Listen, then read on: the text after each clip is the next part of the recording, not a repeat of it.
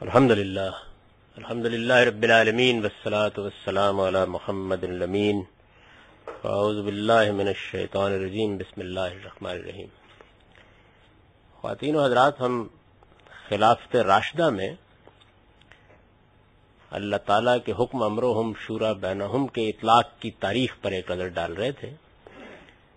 ہمارے ہاں چونکہ خلافت راشدہ کو غیر معمولی حیثیت حاصل ہے، اس وجہ سے رسول اللہ صلی اللہ علیہ وسلم نے جو کچھ اس معاملے میں فرمایا ہے اور جس طریقے سے انہوں نے اس کو روبہ عمل کیا ہے، اس کی بھی غیر معمولی اہمیت ہو جاتی ہے۔ اس باب میں سیدنا ابو بکر صدیق کو اقتدار کیسے منتقل ہوا، اس کی تفصیلات ہم پڑھ چکے ہیں۔ ان کا خلاصہ یہ ہے کہ جس وقت رسول اللہ صلی اللہ علیہ وسلم کی رحلت کا وقت قریب ہوا تو عرب کی سیاسی صورتحال میں غیر معمولی تبدیلی آ چکی تھی۔ یعنی فتح مکہ سے پہلے تک اسلامی حکومت جس علاقے تک محدود تھی، اگر وہیں تک معاملہ رہتا تو بحیثیت جماعت یا بحیثیت گروہ انصار کو اکثریت حاصل تھی، زیادہ لوگوں کا اعتماد ان کو حاصل تھا۔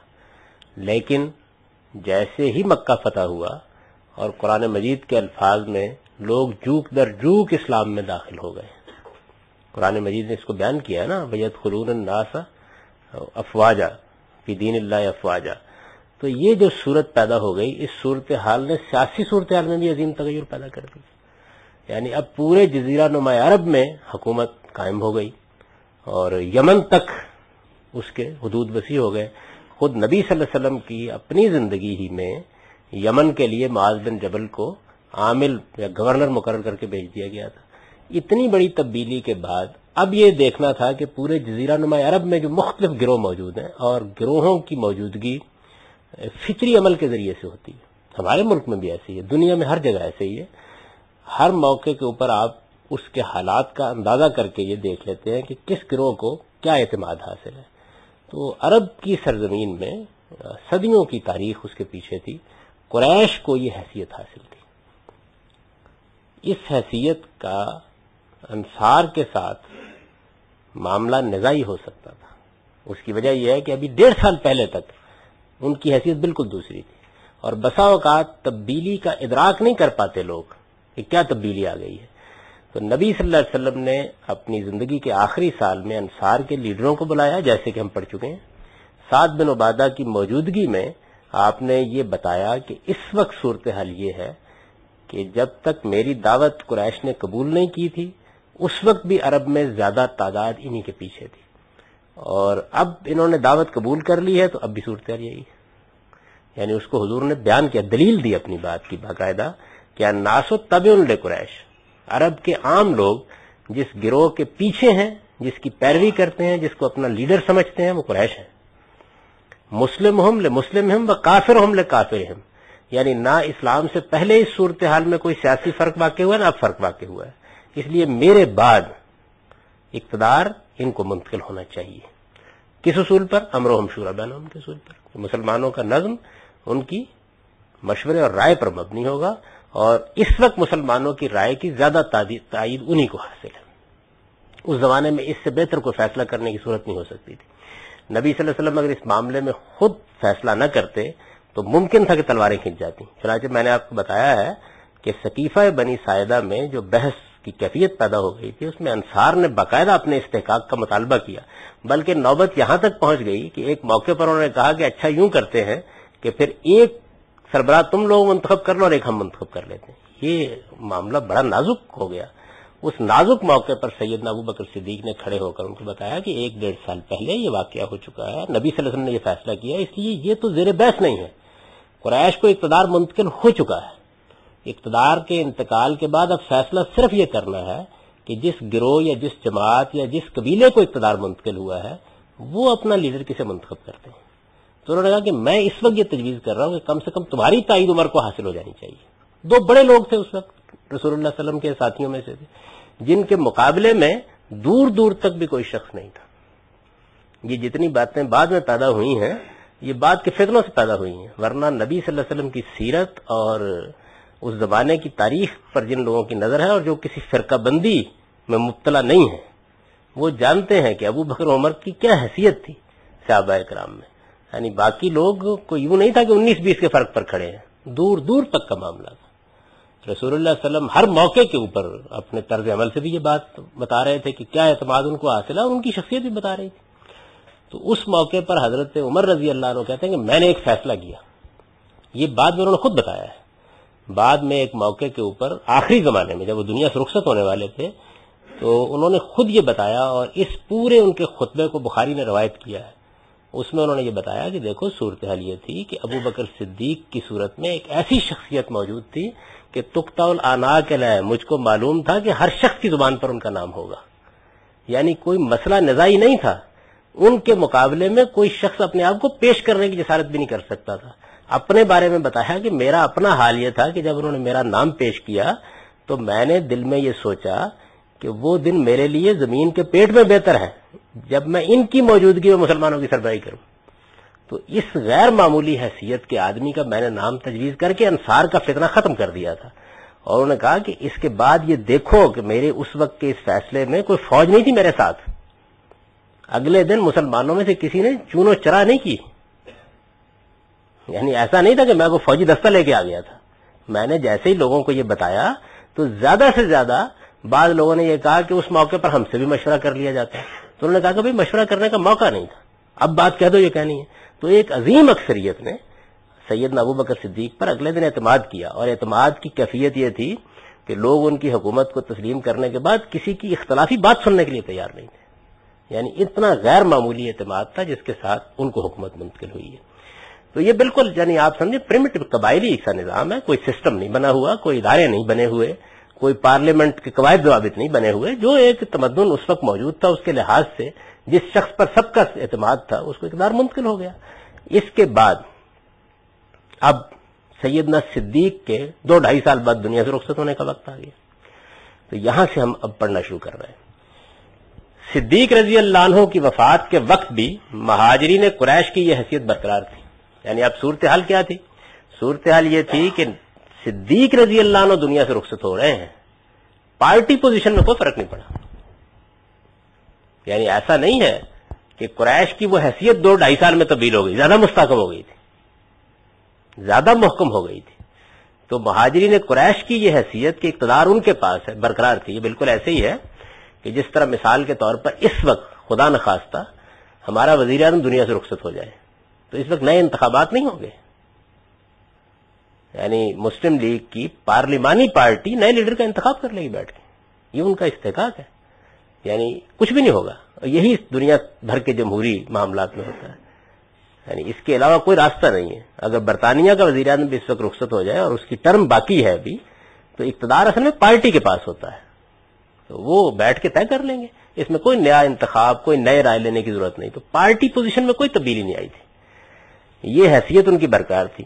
انصار یا عرب کے کسی دوسرے گروہ نے چونکہ ان کے مقابلے میں اکثریت کا اعتماد حاصل ہونے کا دعویٰ نہیں کیا تھا، اس لیے اقتدار بدستور ان کے پاس تھا. اقتدار بدستور انہی کے پاس تھا، اور اس کی توثیق کے لیے عام مسلمانوں کی طرف رجوع کی ضرورت نہ تھی. پارٹی پوزیشن برقرار تھی. چنانچہ نئے امیر المومنین کی حیثیت سے سیدنا عمر رضی اللہ عنہ کو مہاجرین قریش کے لیڈر نے نامزد کیا، اور ان کے اس انتخاب کو مسلمانوں کے 2 بڑے گروہوں انصار و مہاجرین کے لیڈروں نے قبول کر لیا. تو بغیر کسی نزاع کے اسلامی دستور کے عین مطابق امارت ان کی طرف منتقل ہو گئی. یعنی یہ یوں نہیں ہے کہ سیدنا ابو بکر صدیق نے کوئی حکم نامہ جاری کر دیا تھا. انہوں نے پارٹی کے لیڈروں کا اجلاس بلایا، اس کی آپ روداد آپ پڑھیں گے جیسے دنیا بھر میں ہوتا ہے، اور بلا کے اپنی طرف سے سیدنا عمر کی طرف اپنا رجحان پیش کیا. ایسا ہی اب بھی ہوگا. یعنی اگر خدا نخواستہ اس وقت بھی یہ صورت پیدا ہو جائے ایسا ہی ہوگا. یعنی کسی نہ کسی شخص کا نام پیش کر دیں گے. آپ کو یاد ہوگا کہ ہمارے ملک میں ایک انتخابات ہوئے تھے، اس میں بڑی دلچسپ صورتحال پیدا ہو گئی تھی. یعنی انتخابات کے لیے جب ہماری اسٹیبلشمنٹ نے ڈرامہ شروع کیا تو اس وقت ان کے جو محبوب رہنما تھے وہ جتوئی صاحب تھے. انتخابات کی مہم نے صورتحال بالکل الٹ دی، اور نواز شریف صاحب ایک قومی لیڈر کی حیثیت سے نمایاں ہو گئے. یاد ہوگا آپ لوگوں کو. عام طور پر تو ویسے لوگوں کو یاد نہیں رہتی یہ باتیں، لیکن یاد ہوگا کہ یہ حیثیت ہو گئی. اور ایک دلچسپ پہلو یہ تھا کہ جنیجو صاحب پارٹی لیڈر تھے. اب جمہوری روایات کے مطابق تو پارٹی لیڈر کو ہونا چاہیے نا وزیر اعظم. پارٹی لیڈر اور ہے لیکن اس کی یہ حیثیت نہیں. جس گھوڑے کے اوپر سارے پیسے لگے ہوئے تھے وہ مقام حاصل نہیں کر سکا اور ایک تیسرا گھوڑا آگے بڑھ گیا. تو 3 لیڈر آپ کو یاد ہوگا کہ اس موقع پر آ گئے. تو پھر کیا ہوا تھا؟ پھر اس وقت یہی ہوا تھا کہ کثر انکسار کے ساتھ معاملہ ایک آدمی کے بارے میں کر لیا گیا تھا. یعنی اس کے علاوہ کوئی رستہ نہیں ہوتا. تو سیدنا ابوبکر صدیق کی جب وفات کا وقت قریب آیا تو انہوں نے یہ دیکھ کر کہ میرے بعد انتشار نہ پیدا ہو جائے اپنا اندازہ کر لیا کہ میں اب جا رہا ہوں, دنیا سے رخصت ہو رہا ہوں. تو جب انہوں نے یہ اندازہ کر لیا بیماری کی صورت ایسی بن گئی تو انہوں نے پارٹی لیڈروں کا اجلاس بلایا. جو گفتگو انہوں نے کیا, یعنی یہ عام طور پر لوگ کہہ دیتے ہیں کہ انہوں نے نامزد کر دیا, اس سے لوگ یہ خیال کرتے ہیں کہ انہوں نے پکڑا ہوگا بس میں اس کو حکمران بنا رہا. ایسا نہیں ہوا. یہ دیکھیں کیا ہوا ہے.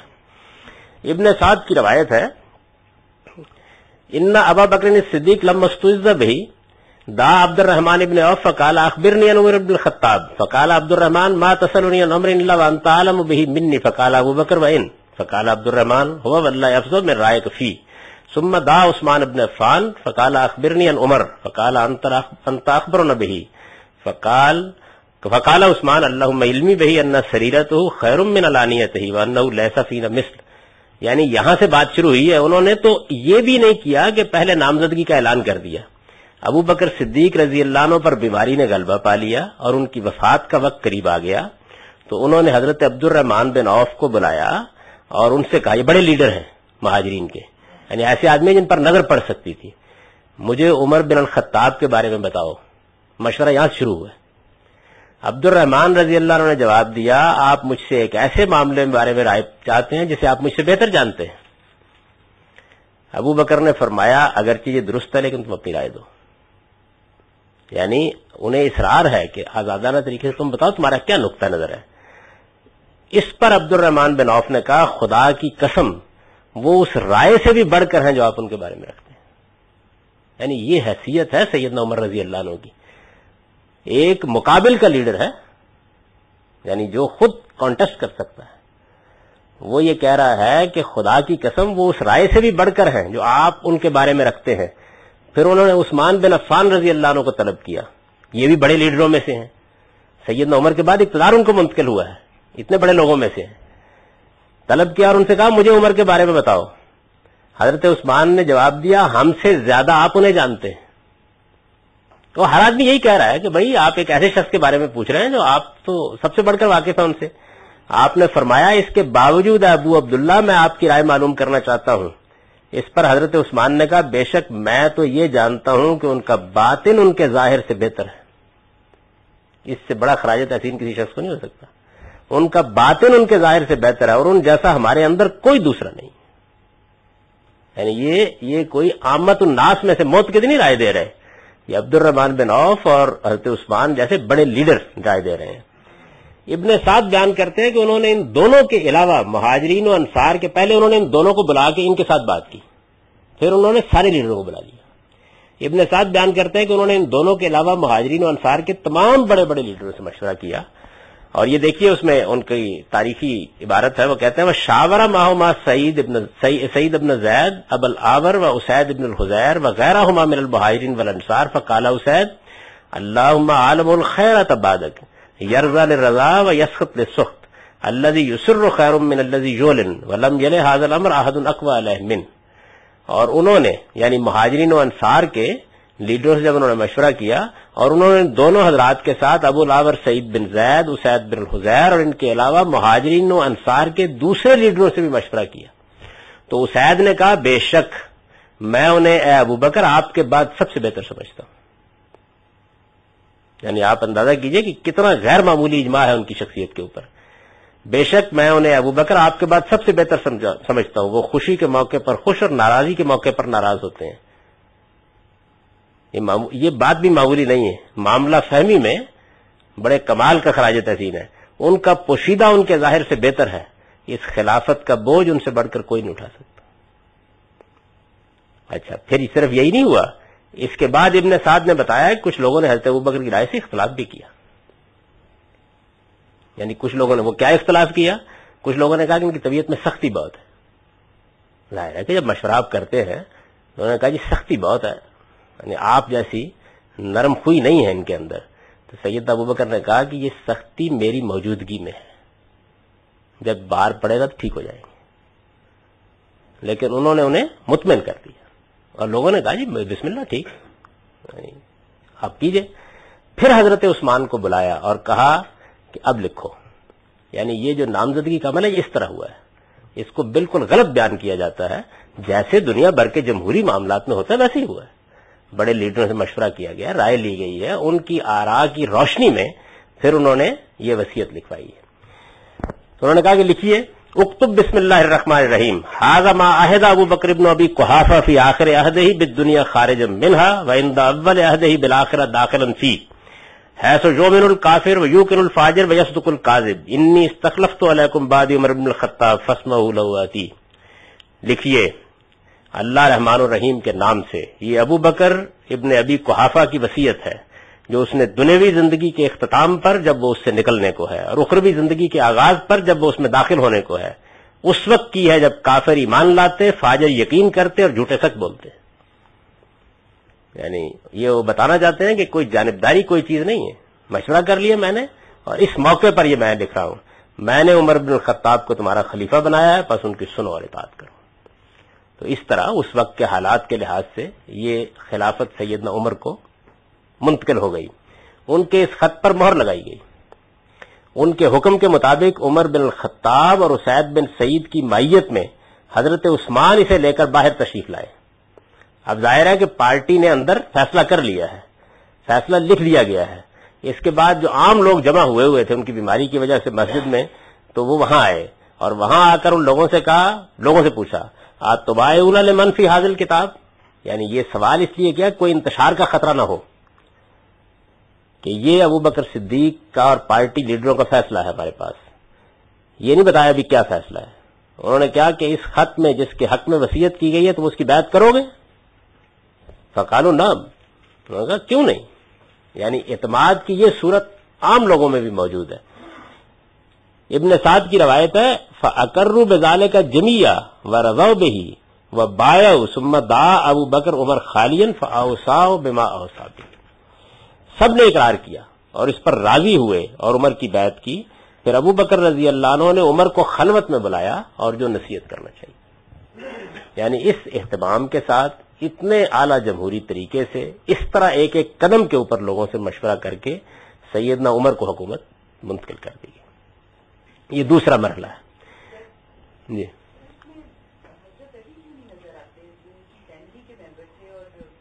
ان کی کوئی حیثیت نہیں تھی، یہ سمجھ لیجیے. یعنی لیڈروں میں اس وقت کوئی حیثیت نہیں تھی. لوگ اصل میں بہت بعد کی تاریخ دیکھتے ہیں. جو لیڈر ہے آپ نے دیکھا ہے وہ کون ہے، اور ان سے بھی مشورہ کیا گیا، ایسا نہیں ہے. لیکن نام جو لوگوں کے زیادہ نمایاں ہوئے وہ تو دیکھیے اس نے بیان کیا کہ تمام مہاجرین و انصار کے لیڈروں سے مشورہ کیا. اور جو میں نے آپ کو بتایا تھا تو یہ ان کے بعد لوگوں کی طرف سے یہ اعتراض آیا تھا کہ ان کی طبیعت میں تھوڑی سختی ہے، لیکن یہ حیثیت نہیں کہ ان کی کوئی اہمیت دی جاتی. اچھا پھر یہ ہے کہ جمہوریت کس چیز کا نام ہے. سوال یہ فرض کیجئے کہ خم ٹھوک کے انہوں نے کہا کہ میں اس سے اختلاف کرتا ہوں، پھر کیا ہوگا؟ اکثریت سے فیصلہ ہو جائے گا. یعنی اس کی کیا حیثیت ہے؟ زیادہ سے یہ ہوگا نا، فیصلہ اجماع سے نہیں ہوا، اکثریت سے ہو گیا. اکثریت جو کچھ کہہ رہی ہے وہ یہ ہے، بڑے لیڈر جتنے ہیں وہ یہ کہہ رہے ہیں. تو تھوڑی دیر کیا کوئی اختلاف انہوں نے کیا، اتنی بات بس کہ بنی ہاشم کے بعد لوگوں نے کہی، ابن سعد نے اس کو نقل کیا ہے کہ کچھ سختی ہے طبیعت میں. اصل میں صورتحال ایسی تھی کہ اس میں کوئی بول نہیں سکتا تھا. اتنے بڑے پیمانے پر جب لوگ اس طرح رائے دے رہے ہوں اور ایک شخصیت کو اس طرح نمایاں کر رہے ہوں تو ڈیموکریسی کیا چیز ہے؟ ڈیموکریسی سب کے اتفاق کا نام ہے، اکثریت کے اتفاق کا نام. یعنی تھوڑی دیر کے لیے مان لیجئے تو عبد الرحمن بن عوف، سعید بن زید، اسید بن حذیر، عثمان رضی اللہ عنہ، تمام مہاجرین و انصار کے بڑے لیڈر، یہ آپ نے دیکھا نا، پڑھا آپ نے کہ ایک ایک لیڈر جو ہے وہ یہ کہہ رہا ہے کہ کوئی جواب نہیں ہے اس شخص، اس ذمہ داری کو اس سے بہتر کوئی نہیں اٹھا سکتا. اب اس میں فرض کر لیجیے حضرت علی کو شدید اختلاف تھا، پھر کیا ہو جائے گا؟ شدید اختلاف تھا، کیا فرق پڑتا ہے؟ کوئی فرق نہیں پڑتا، فیصلہ تو اکثریت سے ہو گیا نا. زیادہ سے زیادہ یہ ہے کہ جی ایک آدمی کو اختلاف تھا یا ایک لیڈر کو اختلاف تھا، تو بس اتنا سا مسئلہ ہے جس کو لوگوں نے افسانہ بنا دیا ہے اور کچھ نہیں. تو یہ دوسرا مرحلہ ہو گیا. اب آپ دیکھ لیجئے گا، معلوم ہو جائے گا آپ کو کہ ابھی بھی صورتحال کیا ہے. عمر رضی اللہ عنہ زخمی ہو گئے، یعنی مشہور واقعہ معلوم ہے کہ ان کے اوپر فیروز ابو لولو نے نماز پڑھاتے ہوئے خنجر سے حملہ کر دیا، شدید زخمی ہو گئے. عمر رضی اللہ عنہ زخمی ہو گئے، رخصت کا وقت قریب آ گیا. لیکن یہ حقیقت اپنی جگہ قائم رہی کہ عام مسلمانوں کی اکثریت کا اعتماد ابھی تک مہاجرین قریشی کو حاصل تھا، یعنی ابھی کوئی تبدیلی بڑی نہیں آئی تھی. جو نئے علاقے فتح ہوئے تھے وہ ابھی تک فوج کے کنٹرول میں تھے، یعنی ان کی وہ نوعیت ہی نہیں تھی کہ ان کی کوئی شرکت کا سوال ہو. ابھی تک پوری طرح مہاجرین قریش کا اقتدار قائم تھا پوری طریقے سے. چنانچہ اسلامی دستور کی روح سے مسئلے کی نوعیت اس وقت بھی یہی تھی کہ اکثریتی گروہ کو اپنے نئے لیڈر کا انتخاب کرنا تھا. یعنی کوئی ٹرم نہیں پوری ہو گئی تھی، بلکہ اتفاقی حادثہ ہو گیا جس میں ان کو قتل کر دیا گیا. اور جب اتنا قاتلانہ حملہ شدید ہوا تو اس کے بعد مسئلہ پیدا ہو گیا کہ اب نیا لیڈر کون ہوگا مہاجرین قریش کا. ذمہ دار لوگوں نے اب سیدنا عمر کے اوپر جب حملہ ہو گیا تو پہلے تو یہ خیال تھا کہ شاید کچھ جانور ہو جائیں گے، لیکن وہ معلوم ہوا کہ جو وہ کچھ کھانے پینے کو لے رہے ہیں وہ زخم سے نکل رہا ہے. آج کل کی سہولتیں موجود نہیں تھی اس وقت، اور اندازہ ہو گیا کہ اب جانور ہونے کی کوئی صورت باقی نہیں رہ گئی. تو ذمہ دار لوگ گئے حضرت عمر کے پاس اور انہوں نے درخواست کی کہ الا تعہدوا لینا الا تؤمروا لینا، یعنی کیا آپ ہمارے لیے وصیت نہیں کریں گے، کیا آپ ہمارے لیے خلیفہ مقرر نہیں فرمائیں گے. یعنی ان کا مطلب تھا کہ جیسے سیدنا ابوبکر نے مشورہ کر کے ایک رائے قائم کی ہے تو آپ بھی یہ کام کر ڈالیے. لیکن انہوں نے حضرت ابوبکر کی طرح ارکان شورا کے مشورے سے خود کسی خلیفہ کا تقرر کرنے کی بجائے یہ معاملہ مہاجرین قریش کے 6 بڑے لیڈروں کے سپرد کر دیا. انہوں نے 6 بڑے لیڈر جو تھے ان سے کہا، اور یہ دیکھیے کیا کہا، سپرد کر دیا اور ان سے کہا انی قد نظرت لکم فی امر الناس فلم مجد عند الناس شقاقا الا ان یکون فیکم فان کان الشقاق فهو فیکم وانما الامر الى 6 الى عبد الرحمن و عثمان و علی و زبیر و طلحۃ و سعد.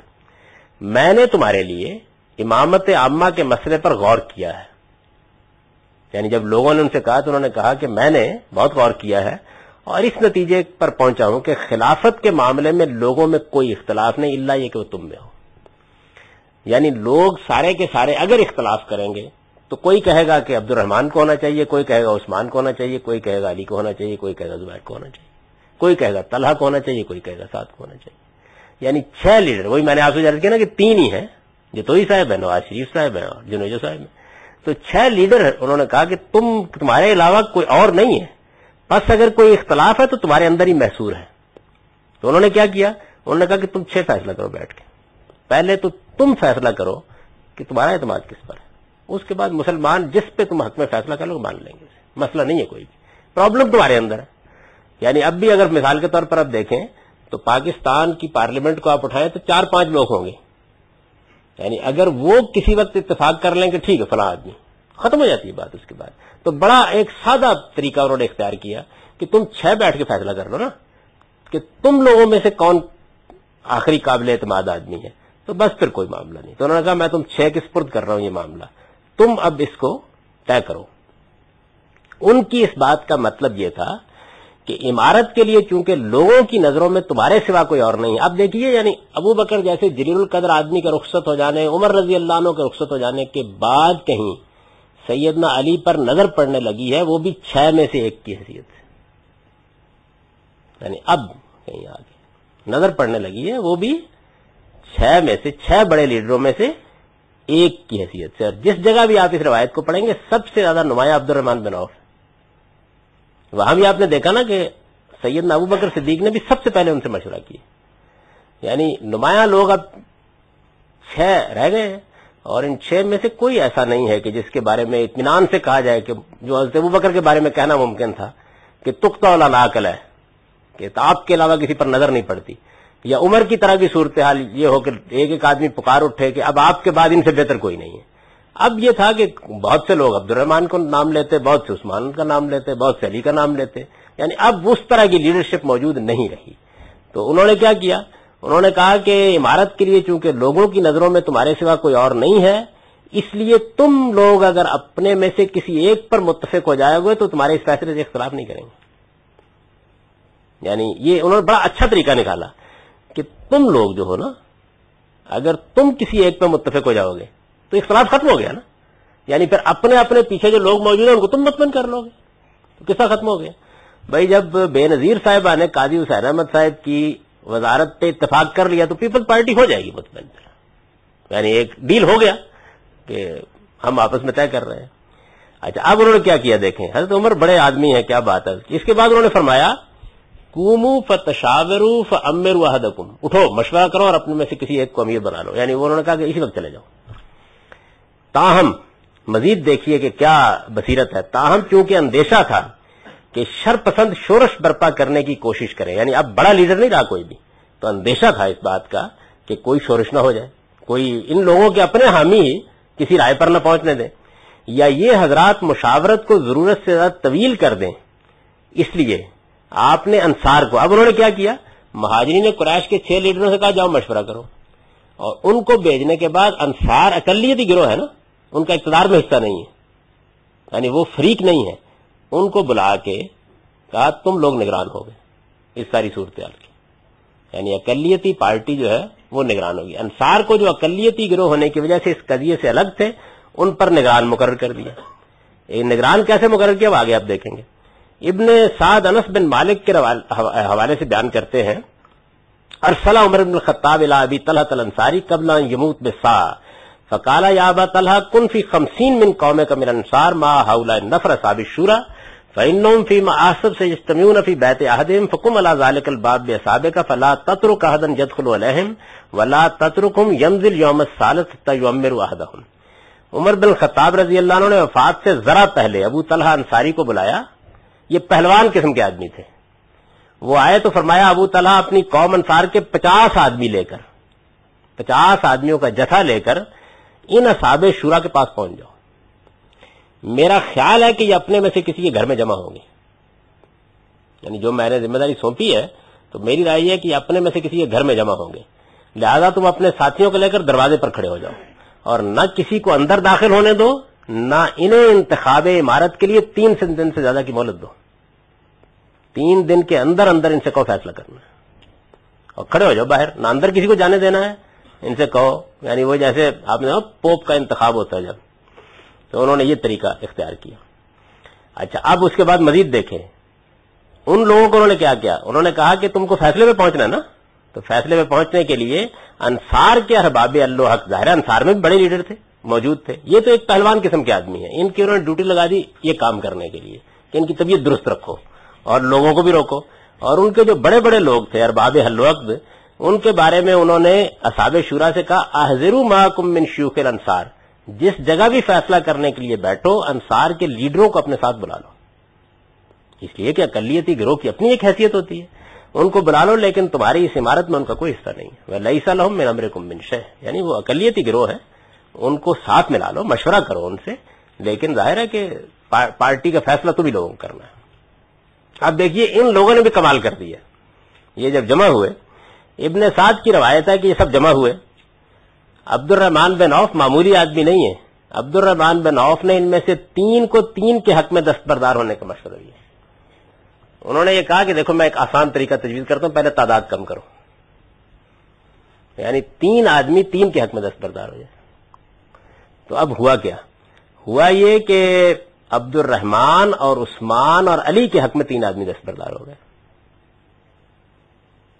تو آدمی 6 میں سے 3 رہ گئے, یعنی انہوں نے نزاع کو کم کر لیا. چنانچہ زبیر علی کے حق میں اور طلحہ و سعد علی کے حق میں, مطلب یہ کہ میں آپ کو ووٹ دے دوں گا, ٹھیک ہے, میرے پیچھے کے لوگ بھی اب آپ کے ساتھ آ گئے. یہ آپ نے دیکھا ہوگا انتخابات میں بعض اوقات وہ کہتے ہیں ودرا کر لیے, پیسے لے کے بھی کر لیتے ہیں. تو چنانچہ زبیر علی کے حق میں اور طلحہ و سعد عثمان اور عبد الرحمن کے حق میں دستبردار ہو گئے. اب انہوں نے بندے فوراً بیٹھتے ہی ایک عمدہ تجویز پیش کر کے بندے 3 کر لیے. پھر انہوں نے علی اور عثمان سے کہا کہ وہ اس معاملے کا فیصلہ ان کے سپرد کر دیں. وہ دونوں راضی ہو گئے تو علی رضی اللہ عنہ سے کہا، یعنی انہوں نے ان کو راضی کر لیا کہ اب میں دستبردار ہو رہا ہوں، خود فیصلہ میرے سپرد کر دو. فیصلہ میں کر دوں گا، میں نکل گیا، اپنے حق میں نہیں کروں گا، تم دونوں میں سے کسی ایک کے حق میں فیصلہ کر دوں گا. وہ دونوں راضی ہو گئے تو علی رضی اللہ عنہ سے کہا، ان لک من القرابۃ من رسول اللہ صلی اللہ علیہ وسلم والقدم واللہ علیک لئن استخلفت لتعدلن ولئن استخلف عثمان لتسمعن ولتطیعن.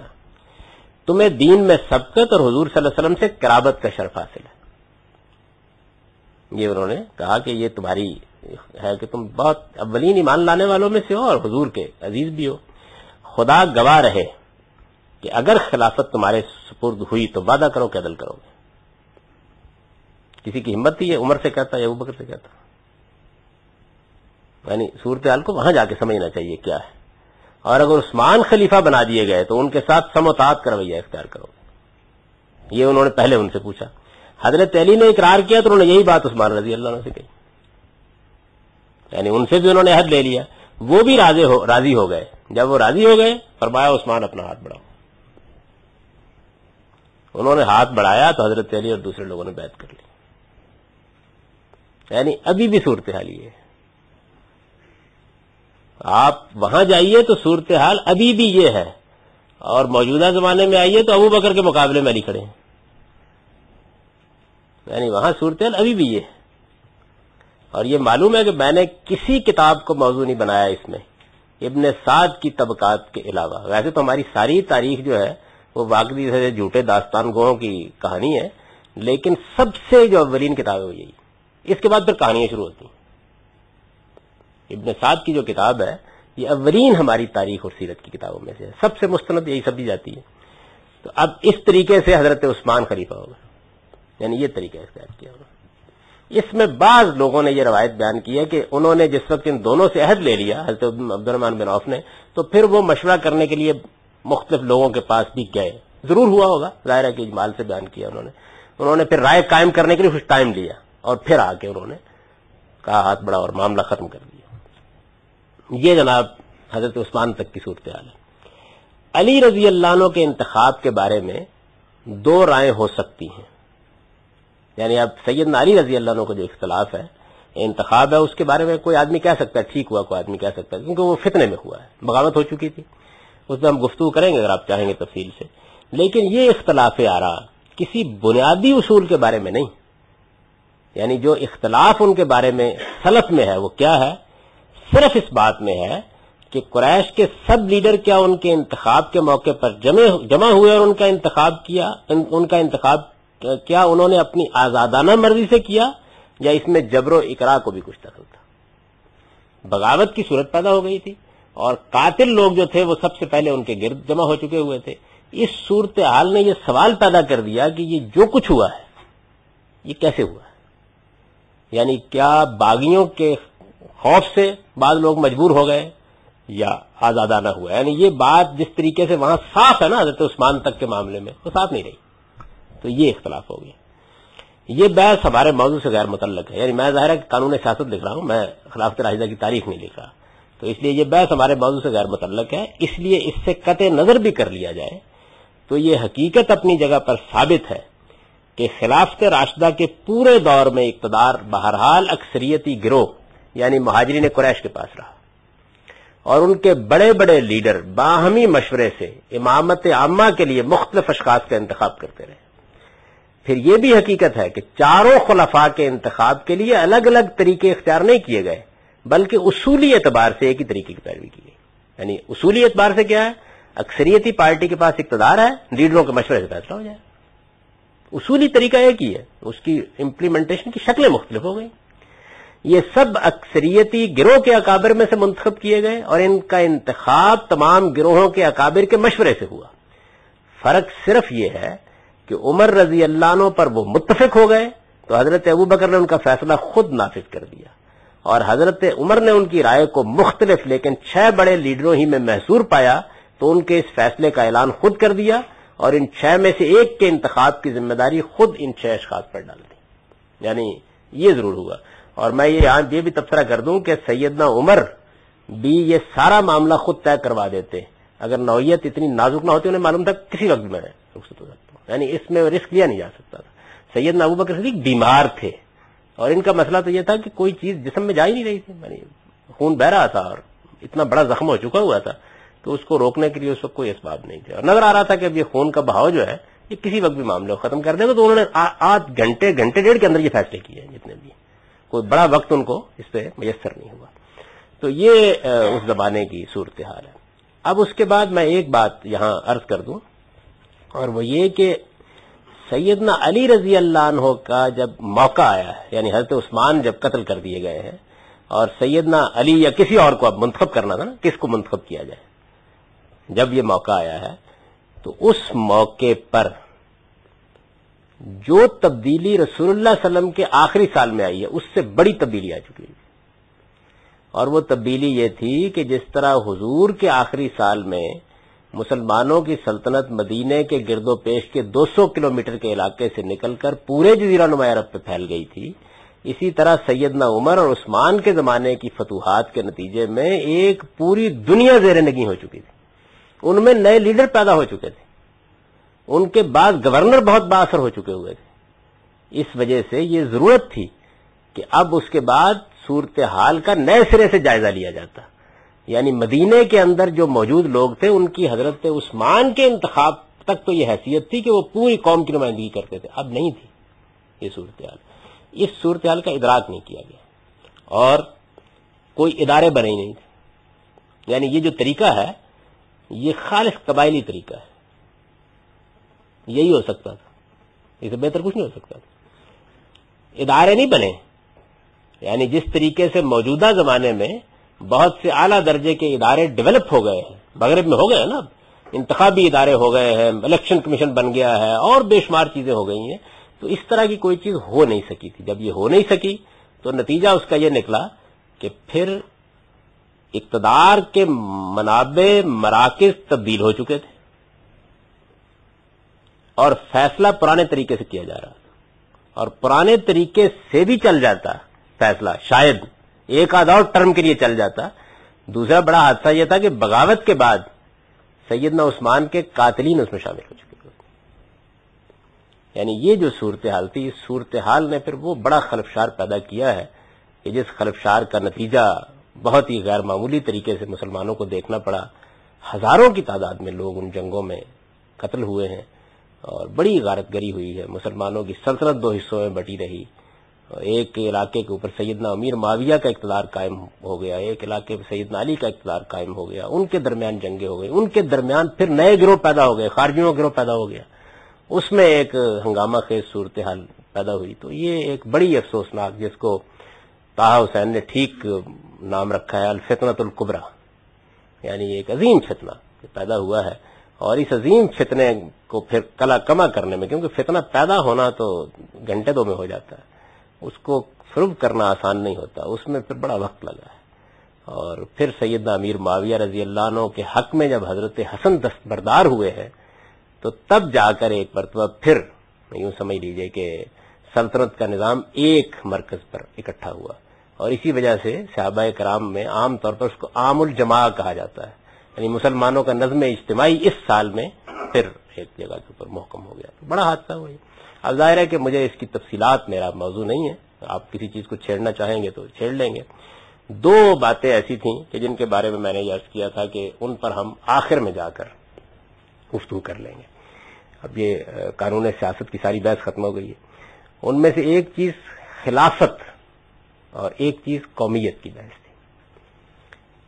یعنی میں نے یہ عرض کیا تھا کہ میں نے اس بحث میں، جیسے کہ میرے پیش رو دونوں جلیل القدر بزرگوں نے اسلامی ریاست کے مباحث میں اصل اہمیت انہیں دونوں بحثوں کو دی، یعنی ان کی کتابیں شروع ہی یہاں سے ہوتی ہیں اس بنیاد سے. میں نے اس کا ذکر نہیں کیا، تو میں نے یہ کہا تھا کہ ذکر نہیں کیا تو کیوں نہیں کیا، اس پر میں آخر میں تبصرہ کر دوں گا.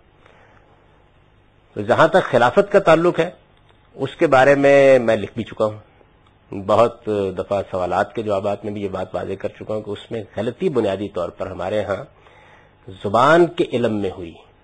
یعنی کسی لفظ کے معنی کیا ہے اس کی تحقیق کا ایک پورا عمل ہے، اور ہم مسلمانوں کی بڑی غیر معمولی تاریخ ہے. انہوں نے اپنی زبان پر، اپنی زبان سے میری مراد قرآن کی زبان، بڑا کام کیا ہے. لیکن یہ انسانی کام ہوتا ہے، اور انسانی کام میں بعض اوقات ایسی چوک ہو جاتی ہے کہ وہ اگر کسی عام لفظ کے بارے میں ہو جائے تو زیادہ بڑا مسئلہ نہیں ہوتا، لیکن اگر وہ کسی بنیادی معاملے میں ہو جائے، یعنی ایسا معاملہ جس کو بعض لوگ بنیادی قرار دے لیں، تو بڑے مسائل ہو جاتے ہیں. اب مثال کے طور پر دیکھیں نا کہ سورہ حج کی وہ مشہور آیت ہے کہ جس کے اندر لفظ تمنا استعمال ہوا ہے، تو بعض لوگوں نے اس کے معنی یہ کر دیے کہ اس کا مطلب تلاوت کرنا ہوتا ہے. لغت میں یہ معنی سخت ہو گئے. لغت بھی انسانی تحقیق سے وجود پذیر ہوتی ہے. اس کے بعد ایک نہایت ہی بیہودہ قسم کی روایت خود بخود اس آیت سے متعلق ہو گئی، یعنی ایک لفظ کے معنی کی تعین غلط ہوئی اور ایک پوری روایت اس سے متعلق ہو گئی کہ رسول اللہ صلی اللہ علیہ وسلم کعبے میں کھڑے تھے اور آپ پر سورہ نجم نازل ہونا شروع ہوئی، اور سورہ نجم کے پڑھنے کے دوران میں، جیسے کہ حضور کا عام طریقہ تھا کہ جب بھی کبھی قرآن نازل ہوتا تو آپ لوگوں کو پڑھ کے سناتے تھے، اس لیے کہ اس کے مخاطب تو قریشی تھے. تو آپ نے پڑھنا شروع کیا اس کو، اور جیسے ہی پڑھنا شروع کیا تو اس کے درمیان میں ایک مقام ایسا آ گیا کہ جس میں شیطان نے 2 آیتیں آپ کو القا کر دی. تلک الغرانیق الاولی ان شفاعتہن لترتجی، یہ 2 آیتیں جو ہیں، اور آپ ذرا دیکھیے کہ یہ جس جگہ پہ کی ہیں، یعنی اس جگہ پر بڑی شدید مذمت ہو رہی ہے شرک کی. سورہ نجم کو دیکھیں، اس میں بڑی شدید مذمت ہو رہی ہے شرک کی. اس کے درمیان میں یہ روایت کہتی ہے کہ 2 آیتیں شیطان نے القا کر دی. آیتوں کا مطلب کیا ہے کہ یہ جو دیویاں ہیں، یعنی جن کے خلاف قرآن کھڑا ہے سارا کا سارا، یہ جو دیویاں ہیں یہ بڑی بلند مرتبہ دیویاں ہیں، ان کی شفاعت اللہ کے ہاں قبول کی جاتی ہے. یہ کہتے ہیں کہ یہ نازل ہو گئی. تو ایک لفظ کے معنی کی تعین. اچھا، لیکن چونکہ روایت پر بھی تنقید ہو گئی، بہت کچھ اس میں ہو گیا. میں نے توجہ دلائی تھی آپ کو کہ صاحب تفہیم القرآن مولانا سید ابوالعلا بودی صاحب نے بہت عمدہ تنقید کی ہے اس روایت کے اوپر. اگر کبھی آپ چاہیں تو آپ سورہ حج میں اس کو پڑھ سکتے ہیں. بہت اعلیٰ تنقید ہے، یعنی اچھی تنقید کا بہت عمدہ نمونہ ہے، وہ آپ دیکھ سکتے ہیں. میں صرف مثال کے طور پر عرض کروں کہ ایک لفظ کا معاملہ ہوا. اسی طریقے سے یہ تو خیر معاملہ ہے، ایک بڑا فتنہ اس سے پیدا ہوا. اسی طریقے کا معاملہ غصہ نحوہ کا ہے کہ اس میں غصہ عربی زبان میں متضاد معنی کا لفظ ہے، یعنی وہ جس طرح جو پودا جب بالکل کوڑا کرکٹ خس و خاشاک ہو جاتا ہے تو اس کو بیان کرنے کے لیے آتا ہے، اسی طرح اس کی شادابی کے لیے بھی آتا ہے. یہ ہے عربی میں بعض الفاظ ایسے ہوتے ہیں ایک معنی کا غلبہ ہو گیا اور اس کے نتیجے میں پوری آیت بالکل بے معنی ہو کے رہ گئی. لیکن وہ چونکہ بالکل ہی قرآن کے نظم یا ادب کا مسئلہ ہے تو زیادہ لوگ اس کی جانب متوجہ نہیں ہوتے، لیکن ایک غلطی ہو گئی اس معاملے میں. اور بھی اس طرح کی بہت سی چیزیں ہیں جن میں بعض اوقات معمولی سی غلطی. خلافت کے معاملے میں بالکل یہی ہوا ہے، یعنی خلافت کا جو لفظ ہے یہ نیابت کے معنی میں استعمال ہوتا ہے، قرآن میں بھی اس کے استعمال کی مثالیں ہیں، عربی ادب میں بھی مثالیں ہیں. اسی طرح جانشین کے معنی میں بھی استعمال ہوتا ہے. کسی کو آپ نے اپنا نائب مقرر کر دیا ہے تو اس کے لیے بھی بول لیتے ہیں. اس پر بھی اگر آپ چاہیں تفصیلی بحث تو مولانا سید ابوالعلا صاحب مودودی نے معنی خلافت کے عنوان سے اپنی کتاب تفہیمات میں ایک تفصیلی آرٹیکل لکھا ہے، اس میں انہوں نے جمع کر دیے سب نظائر جتنے بھی ہیں نیابت کے معنی میں، چونکہ وہ اس معنی میں لینا چاہتے ہیں تو اس وجہ سے انہوں نے یہ معنی جمع کر دی. جانشین کے بارے میں عام معروف لفظ ہے، عربی میں بولا جاتا ہے، بلکہ عربی میں اتنا بولا جاتا ہے کہ کبھی آپ نے شاید غور نہ کیا ہو، سفر کی جو دعا ہے رسول اللہ صلی اللہ علیہ وسلم نے جو سفر کی دعا کی ہے اس کے الفاظ معلوم ہے کیا ہے؟ انت صاحب فی السفر وانت الخلیفۃ فی الحال. پروردگار آپ سفر میں ہمارے ساتھی ہیں اور پیچھے خلیفہ ہیں. یعنی زبان یہ چیز ہوتی ہے. تو پیچھے کے معاملات کی نگرانی کرنے والا جانشین، ہم نکل آئے ہیں، اللہ تو اب ہماری جگہ ہے. سمجھ رہے نا، اس میں کوئی حقارت نہیں ہے، عربی مزاج میں کوئی حقارت نہیں ہے، ہماری جگہ اب آپ ہے. تو یہ اس معنی میں بھی استعمال ہوتا ہے. اسی طرح عربی زبان کے جو یعنی فقہ لغہ کو جانتے ہیں، اس کی روح کو سمجھتے ہیں لوگ، انہیں یہ معلوم ہے کہ لفظ ارتقائی منازل طے کرتا کرتا بعض اوقات مجرد ہو جاتا ہے اپنے کسی پہلو سے. یہی لفظ خلیفہ کے ساتھ ہوا ہے. یعنی اس میں چونکہ ہوتا کیا ہے، میرا بیٹا میری جگہ آیا تو جگہ آنے کے بعد اس نے نظم سنبھالا ہے نا، تو جگہ آنے کا مفہوم آہستہ سے نکلنا شروع ہو گیا. اس کو کہتے ہیں تجرید.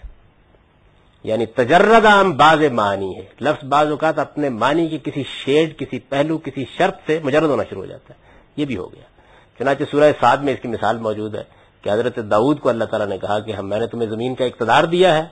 اب ظاہر ہے کہ وہاں جانشینی نیابت کا کوئی ترجمہ کر ہی نہیں سکتا سرے سے، اور کسی نے نہیں کیا، کر ہی نہیں سکتا، تو وہاں لفظ خلیفہ استعمال کیا گیا۔ تو اس وجہ سے آدم اور ابلیس کے قصے میں میرے نزدیک یہ اس معنی میں استعمال ہوا ہے، لہذا نہ وہاں جانشینی کا کوئی سوال ہے، نہ وہاں نیابت کا کوئی سوال ہے، اور جب دونوں سوالات نہیں ہیں تو ظاہر ہے کہ پھر خلافت کی وہ بحث بھی اپنی بنیاد سے ہی ختم ہو جاتی ہے، یعنی کوئی تعلق ہی نہیں اس ساری بحث کا جو مولانا امین احسن اصلاحی نے اور مولانا مودودی نے کی ہے دونوں، اور اسی زمانے میں دونوں بزرگوں نے کی ہے۔ پرانے لوگوں کو بالکل اس سے کوئی دلچسپی نہیں تھی اس بحث اس طریقے سے، ان میں یہ دونوں آراء موجود تھیں، لیکن یہ کہ زمین پر انسان خدا کا خلیفہ ہے، یہ بات پرانے لوگ اس کو کفر کہتے تھے، ان دونوں بزرگوں نے اس کو اسٹیبلش کر دیا، اور حد یہ ہے کہ اس کے بعد ہماری قرارداد مقاصد تک میں پہنچ گئے۔ یہ اس معنی میں استعمال نہیں ہوا، میں نے اس پہ لکھ دیا ہے، آپ تفصیل سے اس کو پڑھ سکتے ہیں۔ انی جاعل فی الارض خلیفہ کا مطلب کیا ہے؟ اس کا مطلب یہ ہے کہ میں زمین میں ایک ایسی مخلوق بنانے والا ہوں جو زمین کی بادشاہ ہوگی، بس، اور کچھ نہیں، کسی کی نائب، کسی کی جانشین، یہ زیر بحث ہی نہیں ہے۔ مجھے بڑی خوشی ہوئی، میں نے تو خیر یہ کئی برس پہلے، آج سے کوئی 10-15 برس پہلے یہ تحقیق لکھتی تھی، اشراق میں چھپی ہوئی موجود ہے، بلکہ جس زمانے میں لکھی تو اسی زمانے مولانا وحید الدین خان صاحب نے اس کے اوپر تنقید کی، اور ان کی ڈائری میں وہ تنقید نام لے کر پڑھ سکتے ہیں آپ، غالباً 79 کی ڈائری میں ہے، چھپ گئی ہے نا، ان کی ڈائریاں چھپ گئی ہیں مختلف اوقات کی۔ تو اس کے بعد مولانا حمید الدین فرائی صاحب کی سورہ بقرہ جو ہے عربی زبان کی، وہ پچھلے سال میں چھپ کے آئی ہے پہلی بار، جب آئی تو میں نے دیکھا کہ انہوں نے یہ بحث کی، بالکل ٹھیک یہی بحث، اس لیے کہ عربی زبان کا جیسا علم ان کا تھا تو یہ ساری بحث انہوں نے کیا، کوئی شخص دیکھنا چاہے تو ہماری لائبریری میں موجود ہے، لیکن عربی میں ہے، اس کے اندر انہوں نے لفظ خلیفہ کے اوپر یہ بحث کر دی ہے کہ لفظ کیسے معنی سے مجرد ہوتا ہے، اور یہ ہوا ہے اس معاملے میں۔ تو اس وجہ سے خلافت کی بحث تو میرے نزدیک ختم ہو گئی، آپ کے نزدیک باقی ہے، جاری رکھیں۔ اس کے بعد دوسرا جو مسئلہ ہے وہ قومیت کا مسئلہ ہے۔ قومیت کے مسئلے کا میں نے پس منظر آپ کو بتا دیا تھا کہ قومیت کے مسئلے میں خاص طور پر ہمارے یہاں ہندوستان میں یہ بحث پیدا ہوئی تحریک پاکستان کے پس منظر میں۔ مولانا حسین احمد مدنی صاحب چونکہ تقسیم کے قائل نہیں تھے، جمعیت علماء ہند بھی قائل نہیں تھی، تو انہوں نے کسی موقع کے اوپر یہ بات کہہ دی کہ قومیں اوطان سے بنتی ہیں، فی زمانہ قومیں اوطان سے بنتی ہیں، یعنی وطن کی بنیاد کے اوپر قوموں کی تشکیل ہوتی ہے۔ تو ادھر علامہ اقبال جیسا بڑا آدمی اس وقت موجود تھا، ان کا بڑا شدید رد عمل ہوا، اور انہوں نے وہ اشعار لکھے اس کے اوپر کہ مہذب زبان میں آپ یہی کہہ سکتے ہیں کہ تھپڑی مار دیا گیا، سرود برسر ممبر کے ملت از وطن است، بے خبر سے مقام محمد عربی، یعنی ممبر پر کھڑے ہو کر اتنا بڑا عالم جو ہے، دیوبند حسین احمد اینچ بولا جبیس، دیوبند میں سے حسین احمد، کیا تعجب کی بات ہے، یہ کہہ رہا ہے کہ قوم وطن سے بنتی ہے، محمد عربی کے مقام سے کتنا بے خبر ہے، آپ اندازہ کر سکتے ہیں اس سختی کا جو انہوں نے اختیار کی۔ اور پھر آخر میں کہا کہ بمصطفیٰ برساں خیش را کے دی ہم آؤس، اور دو قومی نظریہ اور دو مسلمان، دو قومیں، قوم، اور پھر اس کے بعد یعنی یہ بات علامہ اقبال تک رہتی، تب بھی بڑی بات تھی۔ پھر مولانا مودودی صاحب نے نظریہ قومیت لکھا اور اس میں استدلال کیا کہ اسلام میں قوم اسلام سے بنتی ہے۔ پھر مولانا امین احسن اصلاحی صاحب نے جب اسلامی ریاست لکھی ہے تو اس کی بڑی بحث یہی ہے، اگر آپ کتاب اب چھپ گئی ہے، دارالتذکیر میں چھاپ دی ہے انہوں نے، تو آپ پڑھیں تو قومیت کی بحث میں انہوں نے بڑی خوبصورت بحث کی ہے، قومیت کے عوامل کیا ہیں، نسل ہے، رنگ ہے، تہذیب ہے، بے شمار چیزیں ہیں، اور یہ ساری قوموں کو بنانے کا باعث بنتی ہیں، اس سے تو انکار نہیں کیا جا سکتا، وطن بھی اس کا باعث بنتا ہے۔ پھر انہوں نے اس کی خامیاں گنوائی ہیں کہ نسل کی بنیاد پر قوم بنے گی تو اس میں کیا مسائل ہوں گے، وطن کی بنیاد پر بنے گی تو اس میں کیا مسائل ہوں گے، تو انہوں نے کہا کہ اسلام میں کس بنیاد پر بنتی ہے، اسلام میں اسلام کی بنیاد پر بنتی ہے، یعنی جب آپ اسلام قبول کرتے ہیں تو آپ ایک قوم بن جاتے ہیں، اور اس کے لیے انہوں نے دلائل دیے کہ نبی صلی اللہ علیہ وسلم کو اپنی قوم کو چھوڑنا پڑا، اور یہ آپ پڑھ سکتے ہیں۔ میرے نزدیک یہ بحث جو ہے اس کے لیے ہی منطق کی اصطلاح بنی ہے بنائے فاسد الفاسد، یعنی یہ بالکل بے بنیاد بحث ہے۔ قرآن اس معاملے میں بالکل واضح ہے کہ قومیت، اسلام قومیت کی بنیاد نہیں ہے۔ قرآن کا کہنا یہ نہیں کہ انما المؤمنون قوم واحد، قومیں جس طرح دنیا میں بنتی ہیں قرآن کی روح سے بھی ویسے ہی بنتی ہیں، نسل کی بنیاد پر بھی بنتی ہیں، وطن کی بنیاد پر بھی بنتی ہیں، اور کوئی قرآن کو اس سے دلچسپی نہیں ہے۔ پیغمبر جس وقت اپنی قوم کو چھوڑ دیتا ہے اس وقت بھی اس کو اپنی قوم کہتا ہے، جس دن دعوت شروع کرتا ہے اس دن بھی اپنی قوم کہتا ہے. وہ قوم نسلی بنیاد پر بنی ہوتی ہے نا، قوم کہتا ہے. جب شروع کرتا ہے تو کہتا ہے یا قوم عبد اللہ، اے میری قوم کے لوگوں اللہ کی عبادت کرو. وہ مشرک ہے. آپ کہہ سکتے ہیں آغاز دعوت میں کہتا ہے، میں کہتا ہوں اختتام دعوت پر بھی یہی کہتا ہے، یا رب انا قوم اتخذوا ھذا القرآن مہجورا، پروردگار میں نے تو کوئی کسر نہیں چھوڑی، میری قوم نے قرآن کو نہیں مانا، پسے پش پھینک دی. تو قوم جو ہے وہ تو قوم قرآن مجید نے کہیں اس مسئلے کو چھڑا ہی نہیں ہے کہ اسلام کی بنیاد پر قوم بن جاتی ہے. وہ کیا کہتا ہے؟ وہ کہتا ہے اسلام کی بنیاد پر مسلمانوں کی مختلف قوموں اور افراد کے درمیان اخوت کا رشتہ پیدا ہوتا ہے.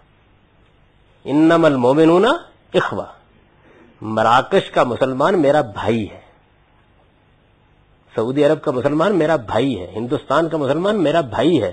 اس کی قوم اپنی ہے، اس کا باپ اور ہو سکتا ہے، اس کی ماں بھی اور ہو سکتی ہے، وہ اپنے خاندان کے لحاظ سے بھی مجھ سے مختلف ہو سکتا ہے، وہ اپنی قوم کے لحاظ سے بھی مختلف ہو سکتا ہے، برادری کے لحاظ سے بھی مختلف ہو سکتا ہے. تو اسلام کی بنیاد پر قوم نہیں بنتی، اسلام کی بنیاد پر رشتہ اخوت قائم ہوتا ہے. قرآن مجید یہ کہتا ہے. اور پھر سیاسی حوالے سے بھی یہی کہتا ہے. جہاں آپ نے دیکھا شرائط بیان ہوئی ہیں، اسی آپ نے پڑھا باب میں شرائط بیان ہوئے، تو قرآن نے کیا کہا؟ فَإِخْوَانُكُمْ فِي الدِّينِ، وہ دین میں تمہارے بھائی بن جائیں گے. یہ نہیں کہا کہ ایک قوم بن جائیں گے. تو باقی اب دوسری نشست میں انشاءاللہ.